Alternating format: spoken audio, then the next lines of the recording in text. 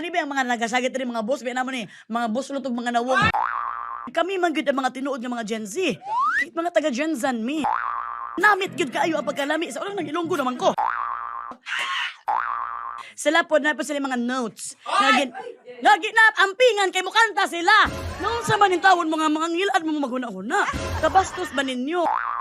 So kani naata karon nako diri ko adiri kanang topic jud. Murag buhok pa di ba? Anong magkaripas-karipas magtalabi na mga taga Jinsan. Mao jud. Wala ako nasuko. Ako kasi ko kanta sa una, wag gyud gusto maminaw. Sige jud ko kanta sa choir gipatanggal ko oy. Kanang himo man akong rock ang kuan. Ang kanang salmo. Ang Ginoo. Paras po sila effect ba kay kumana ka sa mga skulo-skulo kamuro ba kag muad sulod dito ah. Matuo ba mo ana nga na according daw sa studies, wala ko kabalo ko asa sila nag-study ha. Because mahilig sa music. Okay lang ba akong smile? Ako nang gipaadto mo niya og gikuan mo niya.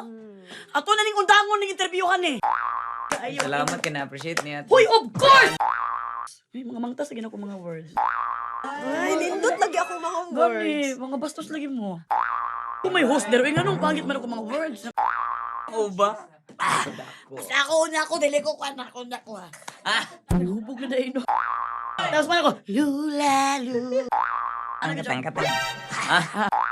Mukanta lang to sa kana, mukanta lang sa I won't give up kay murag mo give up na gyud sa bakbak na.